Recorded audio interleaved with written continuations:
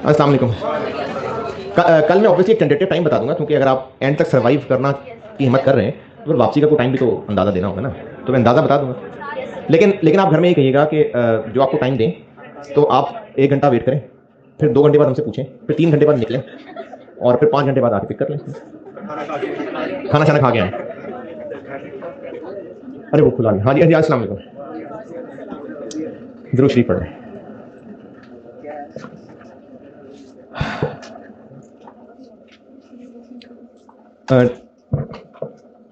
ये कैलकुलेटर जरा तेज करने के लिए 2 छोटे छोटे से सवाल कर दें, फिर मैं करता हूँ बोर्ड पे।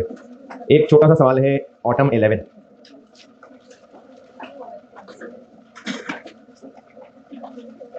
ये कल जो क्लास में किया था बस कुछ वैसा वैसा ही समझ लें, लेकिन ये कि चलें जरा गिनती बढ़ जाती है कि पास पेपर्स। ऑटम 11 मेरी बुक में क्वेश्चन 16 रॉबिन लिमिटेड। जो शॉर्ट टर्म डिसीजन मेकिंग में ढूंढ रहे हैं, इन्वेंट्री मैनेजमेंट वाली क्लास है ये। इन्वेंट्री मैनेजमेंट वाले चैप्टर में क्वेश्चन नंबर 16 रॉबिन लिमिटेड। ये वैसा सही है जैसे कल आखिर में क्लास में किया था, बस कैलकुलेटर भी कर दें बेशक।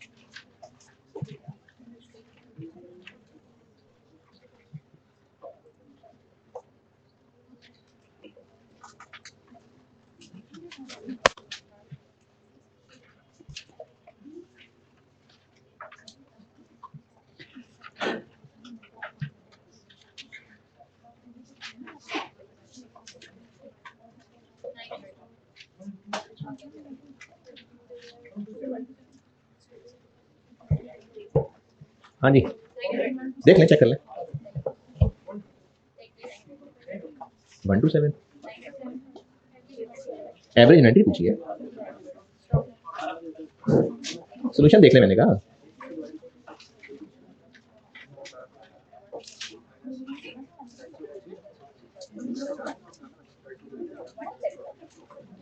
हाँ जी, ये कैसे पता कि एवरेज इन्वेंट्री OQ बाई 2 करनी है कि OQ by 2 plus safety stock करना? क्या बताया? जब अनसर्टेनिटी है।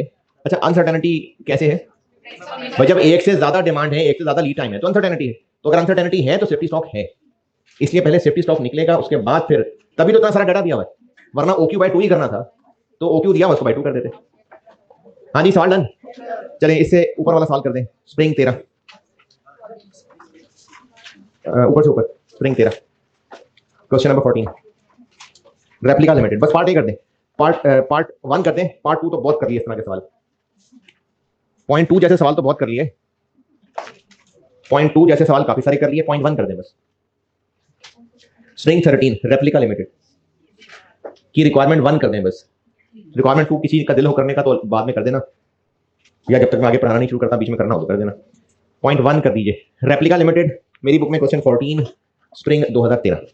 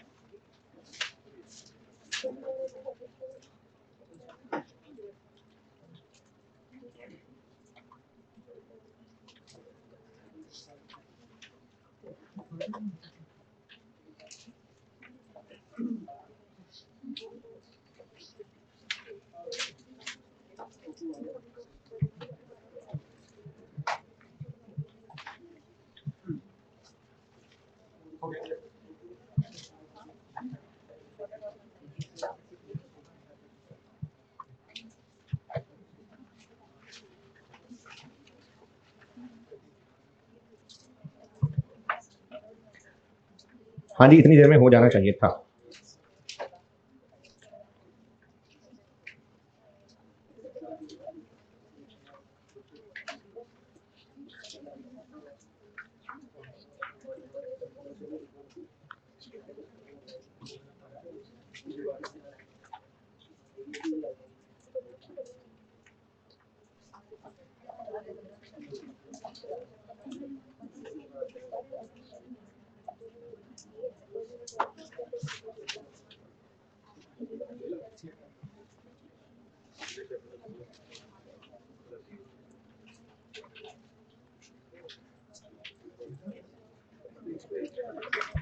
हाँ जी, ये जो कल मैंने स्प्रिंग 23 बताया था, स्प्रिंग या ऑटम, पता नहीं, ऑटम, जिसमें वो एनुअल डिमांड और वो ईओक्यू वाला जो कैरेक्टरिस्टिक लेंगे परसों, ये उस तरह से हुआ है। ठीक है, किसी से नहीं हुआ तो देख ले बेटे, सोल्यूशन पूछना है जो पूछना है।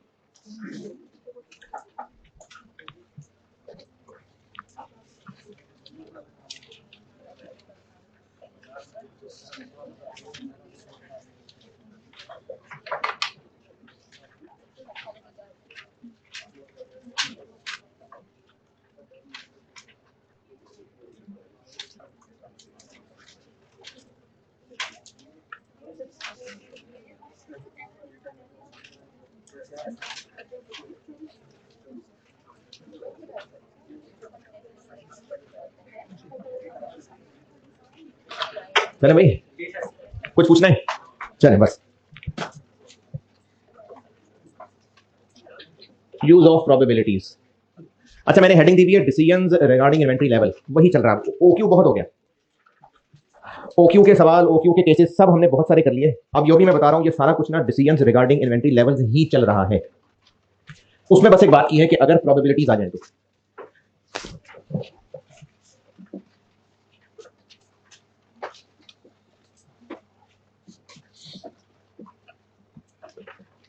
एक एक फर्क तो ये पड़ेगा to demand and lead time.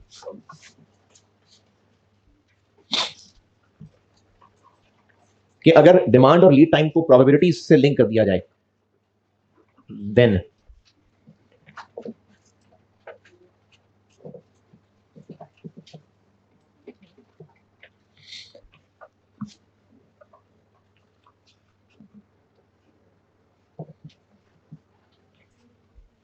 ये क्या कहना चाह रहे हैं शायर ने,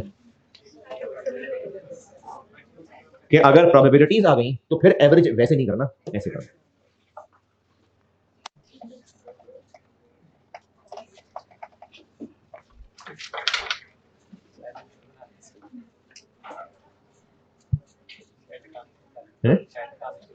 वापस अभी तो देखें आगे होता क्या है।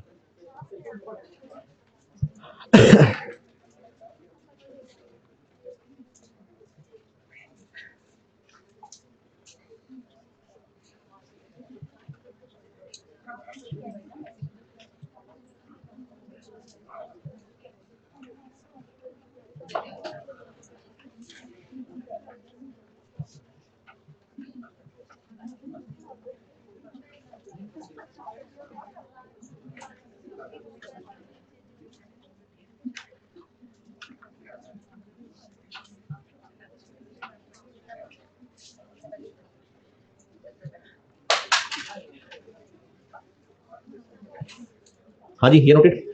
चले सवाल लिखें।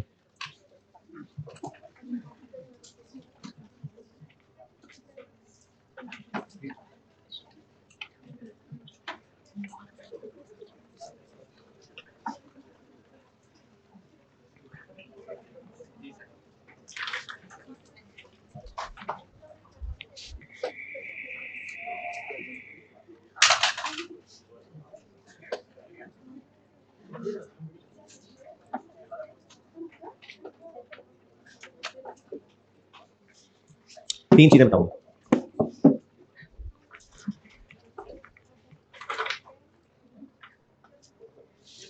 है जी, QUESCION, क्वेश्चन ही लिखा है जी। ये मैं क्वेश्चन लिखवा रहा हूं एक।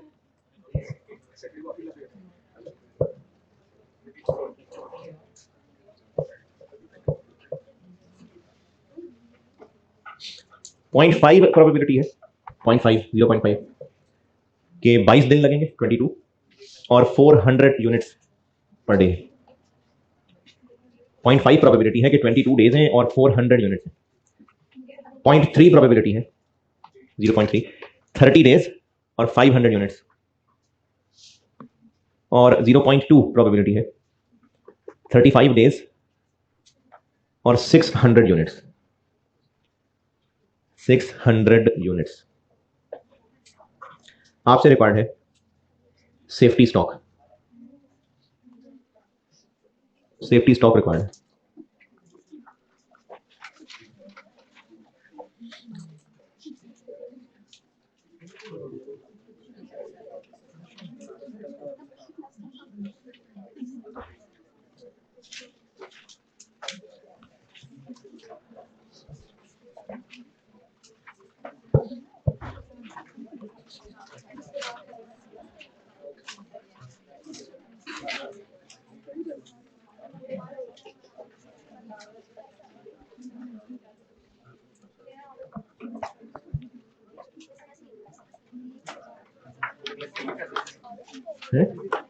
क्या करना है?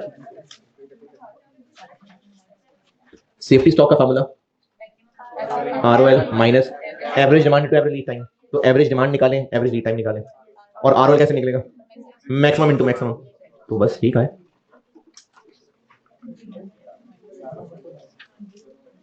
कर लिया।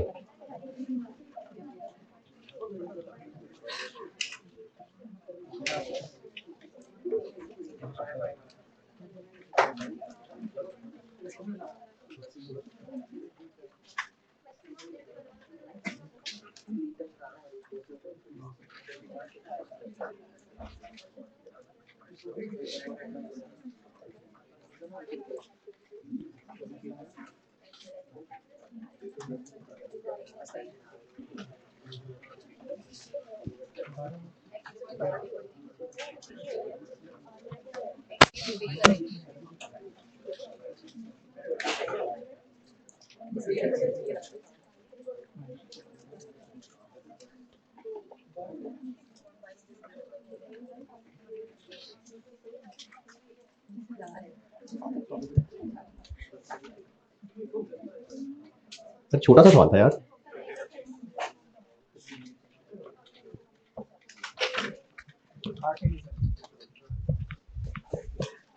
ROL मैक्सिमम डिमांड कितनी? 600। Maximum lead time 35 20,000।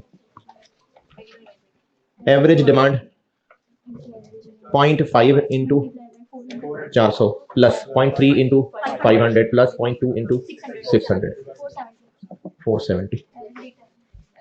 Average lead time 0.5 into 22 दिन, 0.3 इंटू 30 दिन और 0.2 इंटू 35 दिन 27।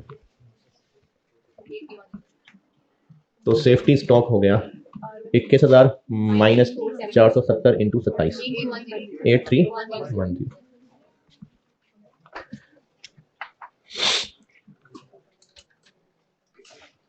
अच्छा, आपकी अकल पे एक उम्मीद लगा के एक सवाल पूछ रहा हूं। अगर ये 21,000 से ज्यादा आ जाए तो सेफ्टी स्टॉक नहीं होगा, माइनस सेफ्टी स्टॉक नहीं होगा। जी, मार्जिन ऑफ सेफ्टी में भी था ऐसे ही।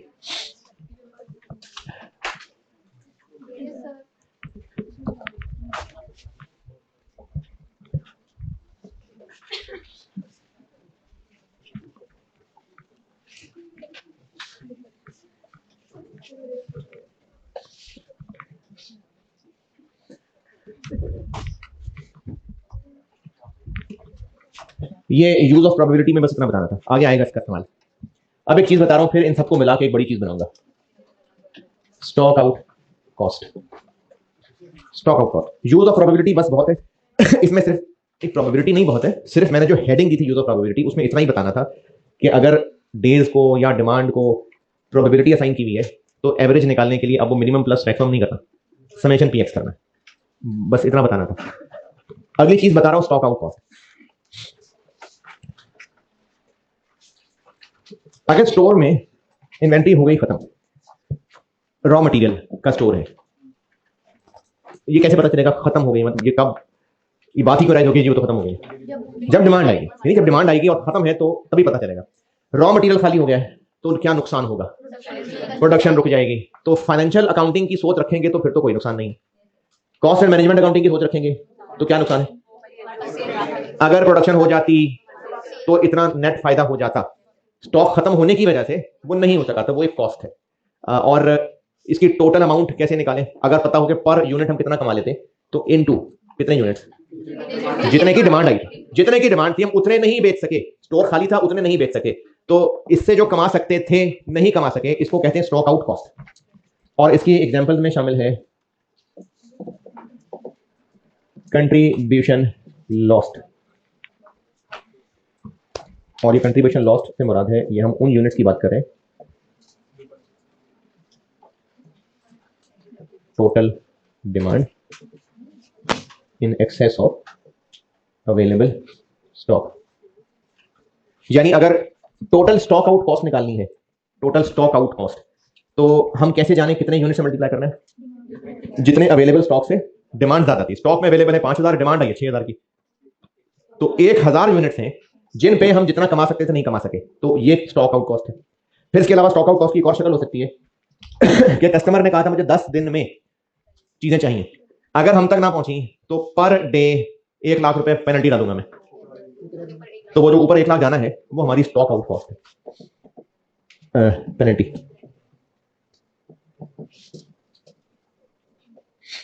तो ये होती है स्टॉक आउट कॉस्ट। ये ख्याली है और ये जो असल में होगी, यानी ये तो एक ख्याली चीज है ना, कितनी डिमांड आई थी, स्टोर में चीजें नहीं थी, हम नहीं बेच सके, बेच देते तो इतना कमा लेते, नहीं कमा सके तो वो कॉस्ट है। ये तो वो है जो असल में डिले होने से पेनल्टी पड़ेगी, लेकिन दोनों में कॉमन बात क्या है कि स्टोर में चीजें ना होने की वजह से हमें कॉस्ट पड़ेगी। तो ये दो मिसालें हैं स्टॉक आउट कॉस्ट की।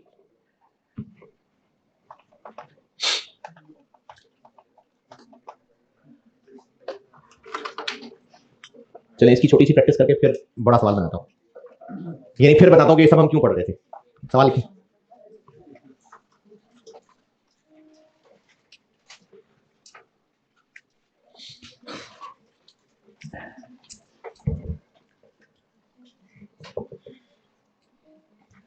और हाँ, इधर एक नोट इसने कि सिर्फ और सिर्फ इस टॉपिक के लिए कंट्रीब्यूशन का मतलब sale price minus purchase cost है, वरना तो सेल माइनस सारे वेरिएबल होते हैं ना, तो है तो वो ट्रांसपोर्टेशन भी वेरिएबल है, तो कोई ऑर्डर कॉस्ट भी वेरिएबल, लेकिन नहीं, सिर्फ इस चैप्टर के लिए contribution lost sales minus purchase cost बस है, सिर्फ इस टॉपिक के लिए बस है।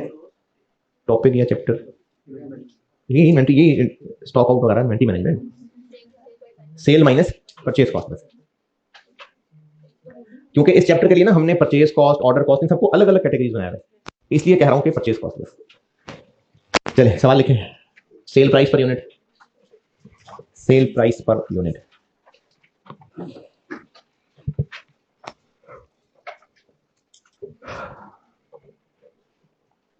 $250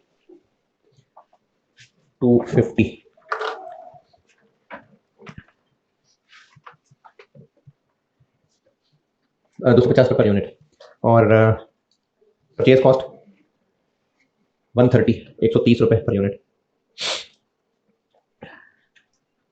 सेल प्राइस पर यूनिट है 250 250 और परचेज कॉस्ट पर यूनिट है 130। Annual demand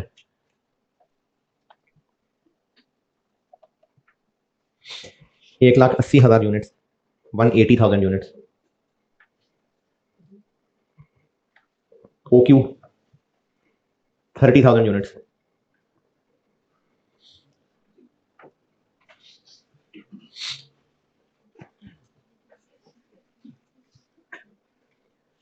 if management follows, अच्छा मैं stock out cost for the year का फार्मूला पहले आपसे लॉजिकली बनवाऊंगा, फिर बोर्ड पे फार्मूला ड्राइव करके लिख दूंगा, पहले आपने खुद ही सोचना है। क्या कहे company, if management follows ROL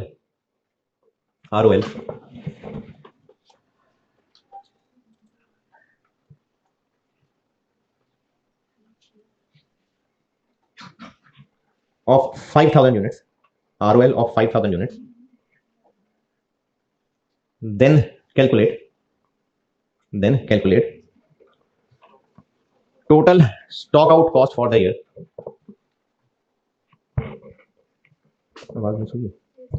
Total stock out cost for the year.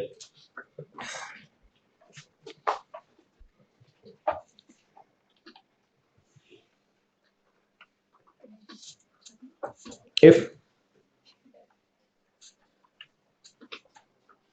total demand during lead time,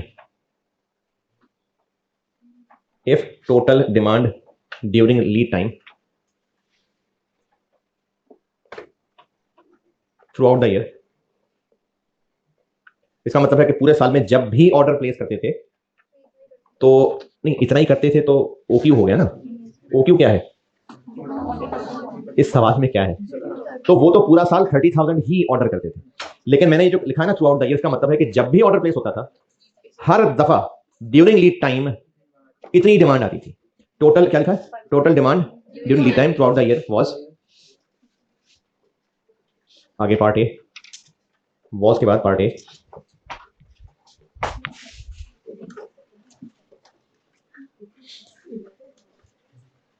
$4,000 units, 4,000 units,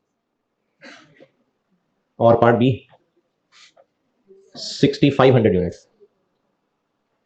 यानी जो पूरा साल गुजरा, जो साल गुजर गया, हमने आरओएल तो रखा हुआ था 5,000 यूनिट्स, लेकिन इस पूरे साल में जब भी हम ऑर्डर प्लेस करते थे, हर बार कस्टमर हमें गालियां देकर जाता था, क्यों हमारे पास स्टॉक नहीं होता था। तो सिनेरियो ए में मैंने कहा है कि डिमांड ड्यूरिंग लीड टाइम 4,000 आती थी, और पार्ट बी 65। पहले पार्ट बी करिएगा, फिर पार्ट ए। रिक्वायर्ड बता तो दिया। Calculate total stock out cost for the year, formula में बना देता, लेकिन पहले आप खुद सोचिए। पहले पार्ट बी कर दें, इसको सोचें, दिमाग लगाएं और देखें किस नतीजे पे पहुंचते हैं। नहीं तो फार्मूला तो मैं बना ही दूंगा, पहले आपको ट्राई करें।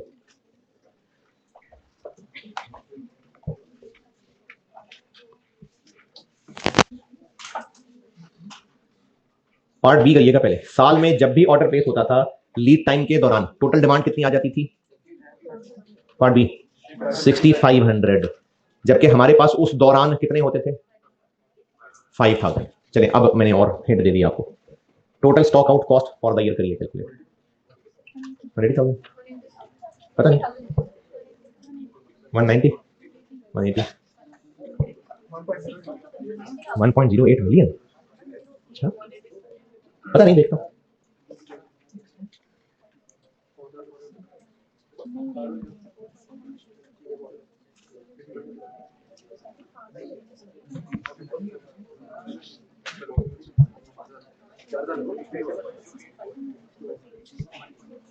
और जिन्होंने पार्ट बी कर लिया वो पार्ट ए सोचें।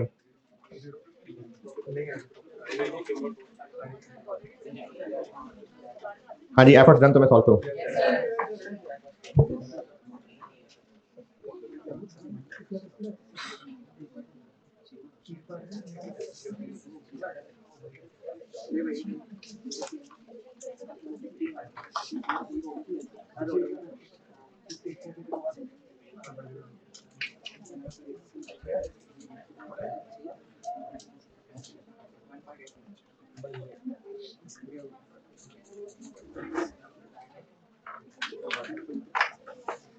हाँ जी चलें, done. Scenario B, total demand आती थी 65, जबकि हमारे पास उस दौरान 5,000 यूनिट थे। तो इस डिमांड के मुकाबले में हमारे पास यूनिट्स कम थे, तो 1,500 यूनिट्स नहीं बेच सके। कितना कमा सकते थे? 120। नहीं कमा सके, नहीं, ये 1,500 यूनिट्स नहीं बेच सके। कस्टमर हमें जलील कर गया। साल में कितनी दफा जलील हुए हम कस्टमर के? 6 दफा। 6 दफा जलील हुए हैं, क्योंकि साल में 6 दफा ऑर्डर दिए हैं, हर दफा ये होता था हमारे साथ। तो into 6, 1080,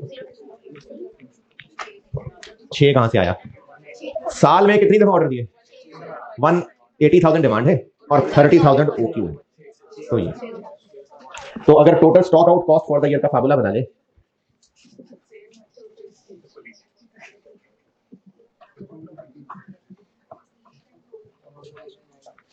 stock out cost per unit into stock out units into number of orders। और अगर नंबर ऑफ ऑर्डर्स भी मैं इस फार्मूले में डाल दूं तो annual demand over O Q. और वैसे लिख देता हूं कि इसका मतलब है नंबर ऑफ ऑर्डर्स। अच्छा, पेनल्टी को मैं ना इस फार्मूले में फिट नहीं कर रहा, वो डिपेंड करता है कि अगर टेस्ट हुआ तो सवाल में वर्डिंग किस तरह की। तो ये मैंने मेनली ये कंट्रीब्यूशन लॉस्ट के लिए बना के दिया है। ये मैंने बनाया है mainly for contribution lost. Penalty अगर सवाल में हुई तो उसकी वर्डिंग पे डिपेंड करता है।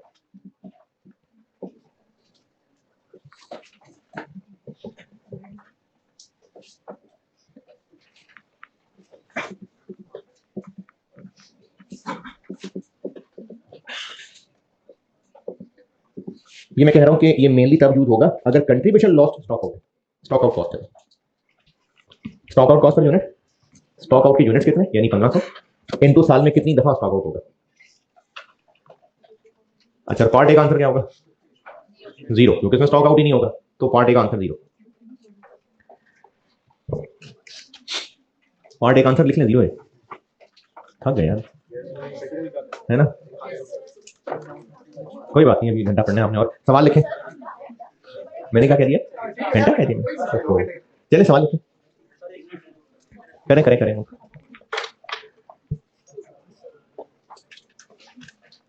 नहीं, कोशिश करता हूँ 7:30 बस है।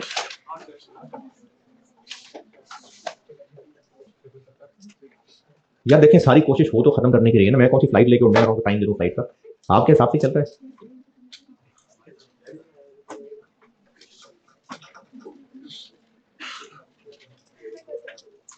अच्छा,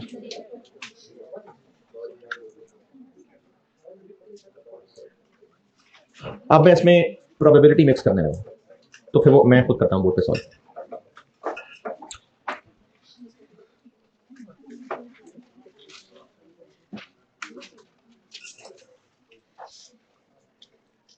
कंट्रीब्यूशन पर यूनिट, सवाल लिखा रहा हूं। कंट्रीब्यूशन पर यूनिट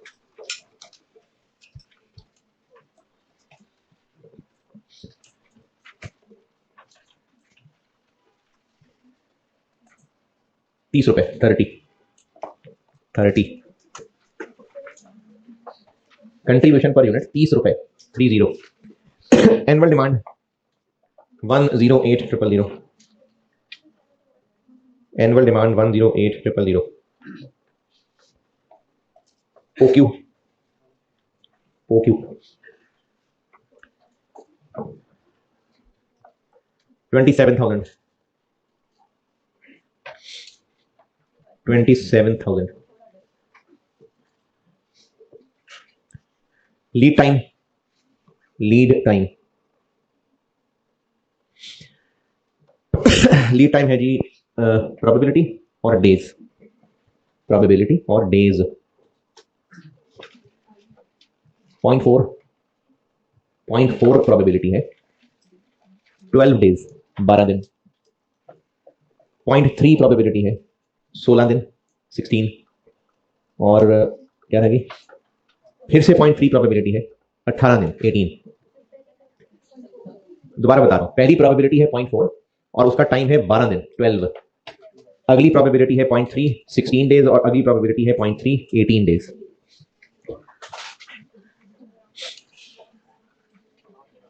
है जी?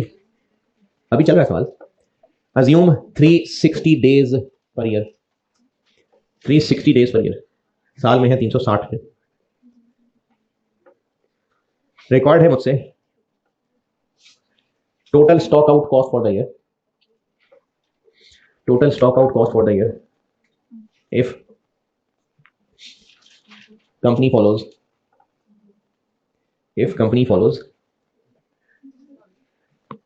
ROL of 4,500 units।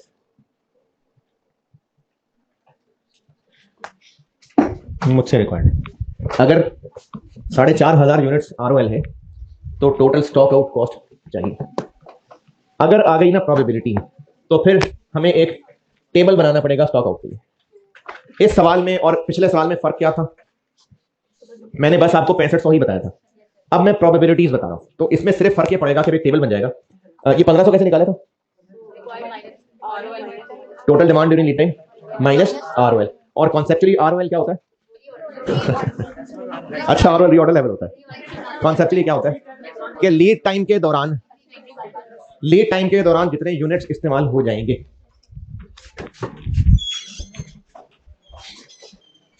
मेरी बैटरी मुझे लगता है चेंज करनी, मिसिंग हो रही है आवाज फिर से। ये इस पर चल रहा है, जो भी थे पहले भी जो थे।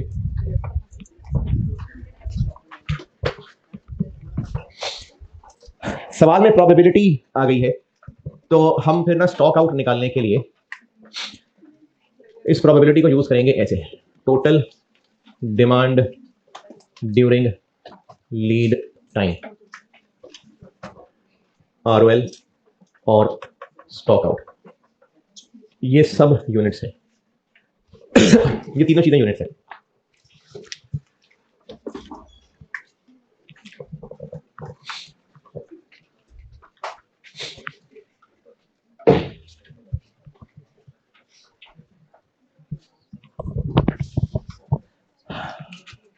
अच्छा, जो दूर दराज बैठे में, मेरी आवाज आ रही थी?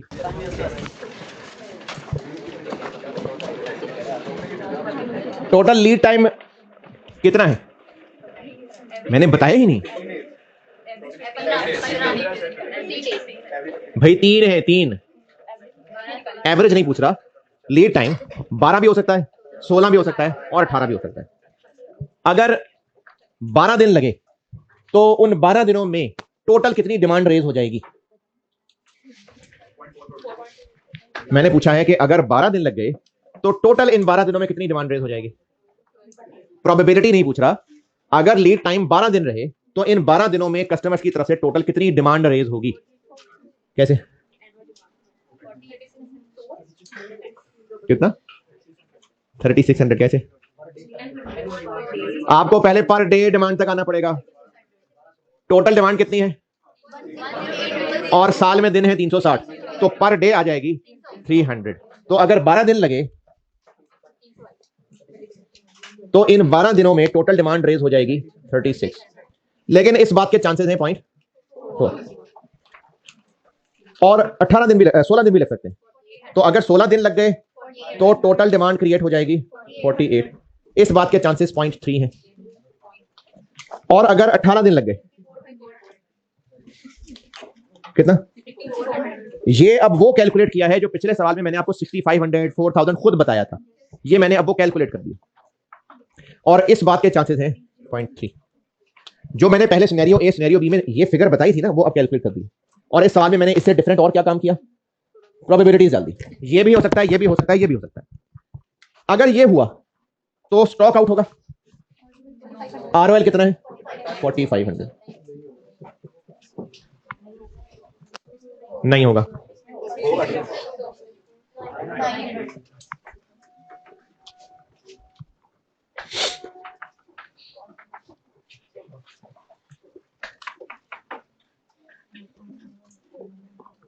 हाँ जी, पहले तो 300 और 900 तक देखें पहुंचे अगर। अब मैंने इन दो कॉलम्स को छोड़ के पहले और चौथे की बात करनी है। 0.4 चांस है कि स्टॉक आउट नहीं होगा, 0.3 चांस है कि स्टॉक आउट 300 होगा, 0.3 चांस है कि 900 होगा। तो अब मैं इस फार्मूले में स्टॉक आउट यूनिट्स 300 रखूं कि 900 रखूं कि 0 रखूं? एवरेज। तो अगर इसके साथ प्रोबेबिलिटी मिक्स हो गई तो ये एवरेज निकालना पड़ेगा। ये अब मैंने मिक्स किया प्रोबेबिलिटी। तो पहले मैंने आपको सादी बस वैसी स्टॉक आउट सिखाई, और अब मैंने इसमें प्रोबेबिलिटी डाल दी। अगर स्टॉक आउट प्रोबेबिलिटी के साथ मिक्स हो गया तो क्या फर्क पड़ रहा है? इस चीज की एवरेज निकालनी पड़ रही है। तो एवरेज स्टॉक आउट यूनिट्स कितने आ जाएंगे? Stock out units 300 into 0.3 plus 900 into 0.3 जी 360। और अब total stock out cost for the year 360 into 30 रुपए, और साल में कितनी दफा होगी बेइज्जती हमारी? 4 दफा। 43200।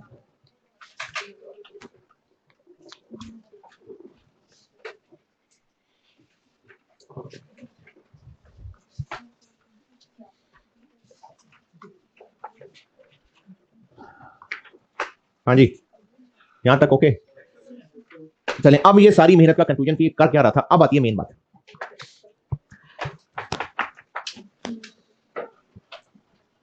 अच्छा, ऐसी नॉलेज के लिए मजे के लिए एक बात बता रहा हूं, एमी बस, ये क्या चीज है? Rupees per unit, units, units, units, ये जस्ट एक नंबर है, रुपीज पर यूनिट और यूनिट, तो आंसर रुपीज में रह रहा है, तो हाँ ये stock out cost total rupees में आ रही है। तो टोटल स्टॉक आउट कॉस्ट के लिए हमें चाहिए स्टॉक आउट के यूनिट्स, और अगर वो खुद गिवन है total demand during lead time, तो स्टॉक आउट के यूनिट्स आ गए। अगर प्रोबेबिलिटी मिक्स हो गई तो इस तरह टेबल बना के इनका एवरेज करना पड़ेगा। ओके, अब मैं इन सब चीजों को जोड़ कर रहा हूं कि हम ये सब पढ़ क्यों रहे थे। नहीं, कल नहीं, अभी।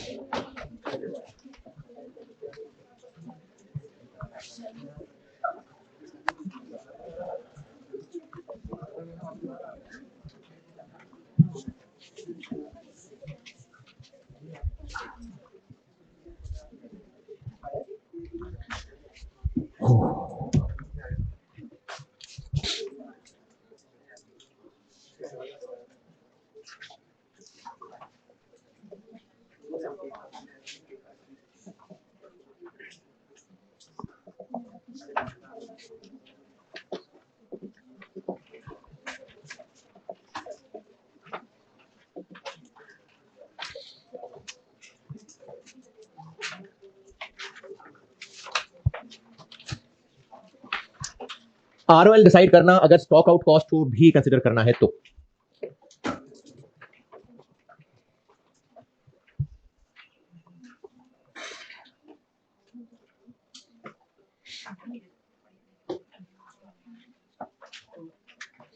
आरओएल का डिसाइड करना है अगर स्टॉक आउट कॉस्ट भी कंसिडर करनी है तो। और यही चीज ना एक और तरीके से भी हो सकती है, इसी को एक और तरीके से भी मैं कह सकता हूं।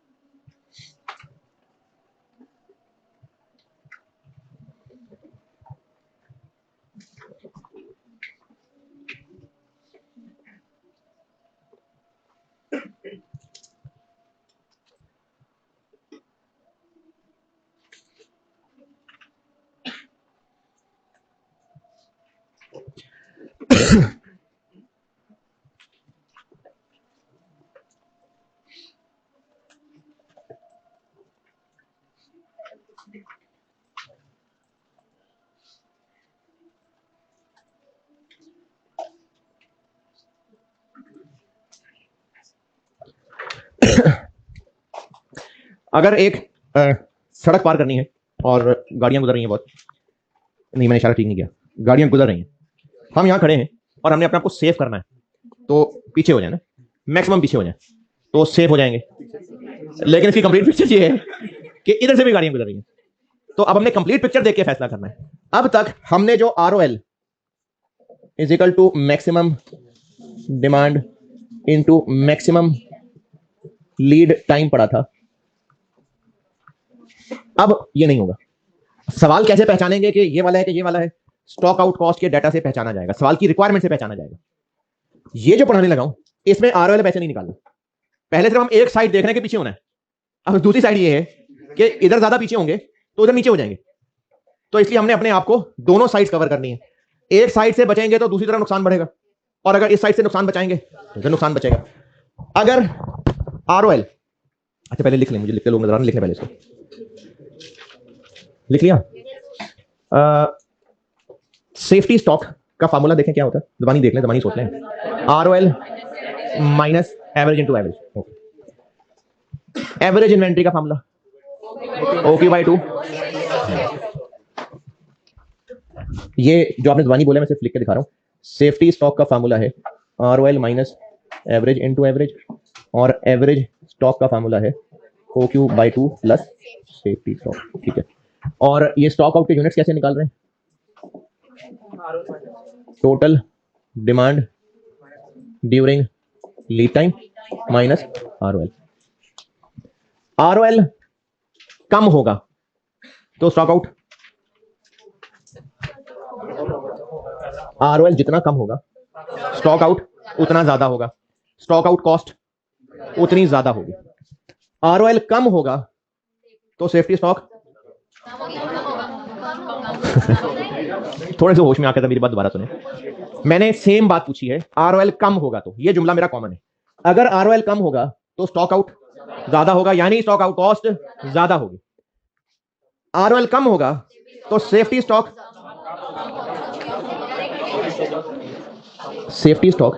Is equal to safety stock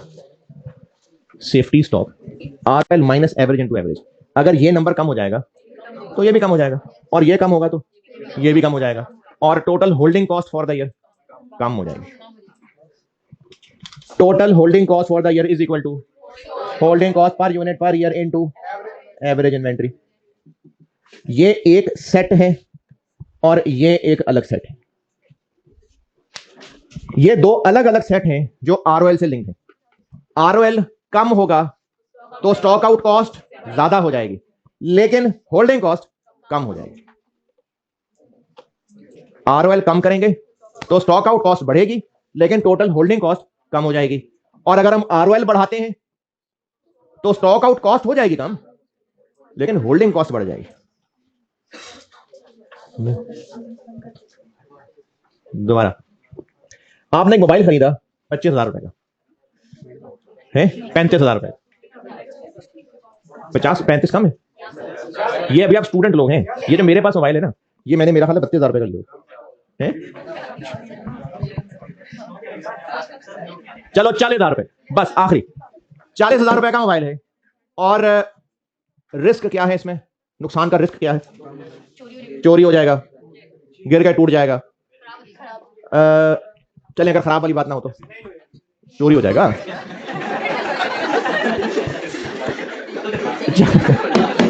40,000 रुपए, 40,000 रुपए का मोबाइल है और रिस्क है कि चोरी हो जाएगा या गिर के टूट जाएगा। तो आपने उसकी इंश्योरेंस करवा ली और 60,000 रुपए इंश्योरेंस कंपनी को फीस दे दी। सही है? अच्छा चलिए, इंश्योरेंस की मिसाल बदल लेते हैं। हमने इसके ऊपर एक बहुत हाई टेक किस्म का उसके ऊपर एक कवर चढ़ाया कि अगर उसको पहाड़ से भी गिराएंगे तो मोबाइल को कुछ नहीं होगा, और वो कवर आया 1 लाख रुपए का। और उसके अलावा एक बॉडीगार्ड भी रख लिया कि कोई मोबाइल अगर चोरी करने लगेगा तो वो उसको निमट लेगा। तो उसको हम लोग 50,000 रुपए वो भी सैलरी दे रहे हैं। तो मोबाइल की चोरी का नुकसान बचा लिया हमने, है? लेकिन अक्लमंदी नहीं है ना।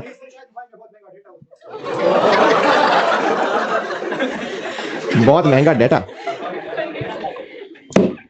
तो अगर हमने कोई एक कॉस्ट को कम करने के मेजर्स लेने हो तो अक्लमंदी यह है कि दूसरी कॉस्ट नहीं बढ़ा लेनी। तो अगर हम आरओएल कम करते हैं तो स्टॉक आउट कॉस्ट बढ़ती है, होल्डिंग कॉस्ट बेशक कम हो जाती है। लेकिन अगर आरओएल बढ़ा लेते हैं तो स्टॉक आउट कॉस्ट बेशक कम कर लेंगे, लेकिन होल्डिंग कॉस्ट बढ़ जाएगी। तो इस हरी हरी वाली इक्वेशन में क्या खराबी है कि हमने मैक्सिमम सोच के आरओएल डिसाइड कर दिया। तो उसमें खराबी क्या है? स्टॉक आउट कॉस्ट तो गई, समझें, स्टॉक आउट कॉस्ट तो बचा लेंगे, होल्डिंग कॉस्ट बहुत ज्यादा हो जाएगी। तो अगर हमने आरओएल बस एक साइड कवर करके निकालना हो तो ये फार्मूला है जो अब तक सिखाया था। लेकिन अगर इसको भी सामने रखना हो तो फिर आरओएल कैलकुलेट करने का ये फार्मूला नहीं, फिर उसका कोई फार्मूला ही नहीं है, उसके लिए मुख्तलिफ ऑप्शंस में से चूज करना पड़ता है। और कैसे फैसला होगा कौन सी ऑप्शन बेहतर है? जिसमें कौन सी कॉस्ट कम होगी? जिसमें दोनों का टोटल लोएस्ट होगा। क्योंकि अगर हम आरओएल कम करते हैं तो एक कॉस्ट बेशक कम हो जाती है, दूसरी बढ़ जाती है। आरओएल बढ़ाते हैं तो दूसरी कम हो जाती है, पहली बढ़ जाती है। तो हमें वो आरओएल रखना पड़ेगा कि जिसमें इन दोनों कॉस्ट्स का टोटल लोएस्ट हो।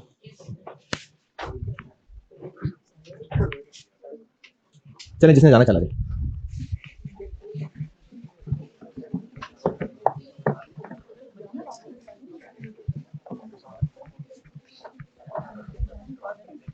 अच्छा देखें, आपसे ना एक अक्लमंदी वाला फैसला, सैटरडे वाले दिन में इन्वेंट्री मैनेजमेंट को भी साथ फिट कर लें। नहीं, अब या तो ये कल खत्म करने के लिए आज टाइम लगाना है या कल लगाना है।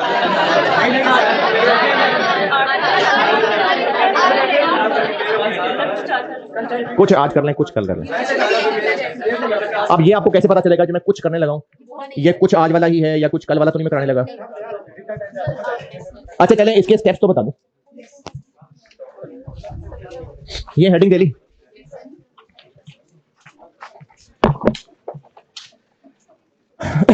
ये सारी जो हेडिंग है ना, जो मैं अभी ज़बानी बता रहा था, उसकी थोड़ी सी अंग्रेजी बता देता हूं।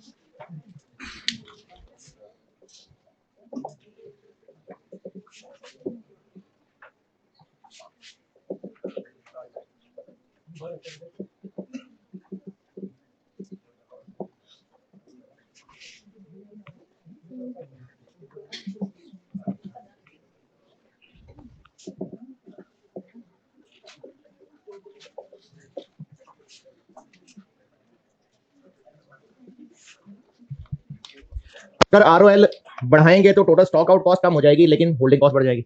अगर आरओएल कम रखेंगे तो टोटल स्टॉक आउट कॉस्ट बढ़ जाएगी और होल्डिंग कॉस्ट कम हो जाएगी। इसलिए ऑप्टिमम आरओएल वो होगा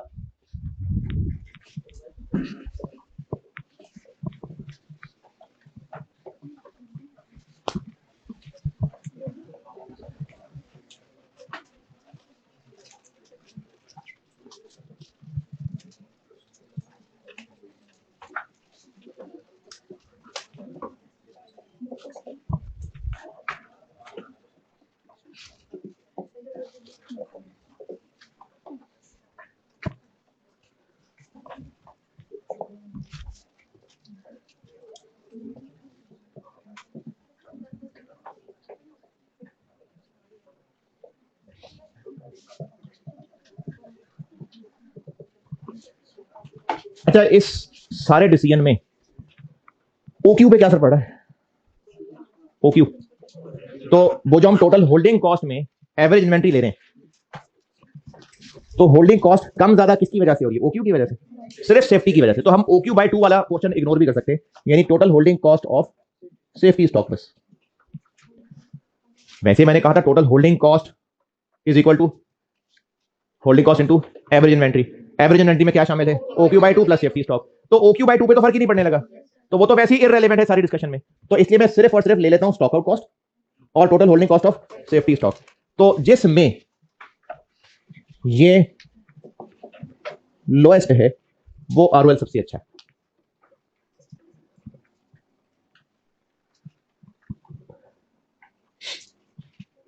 अब आपको ऑप्शंस दी हुई भी हो सकती हैं और खुद भी निकालनी पड़ सकती है, लेकिन ईओक्यू की तरह का फार्मूला कोई नहीं है इसमें, होगा कंपैरिजन ही। ईओक्यू का फार्मूला बुजुर्गों ने क्या बना दिया था कि बेस्ट है, यहां पर कोई ऐसा फार्मूला नहीं है। यहां पर आरओएल कंपेयर करके ही डिसाइड होगा। अब या तो ऑप्शंस दी होंगी या ऑप्शंस खुद बनानी होंगी। तो कल ठीक है जी, अल्लाह हाफिज़।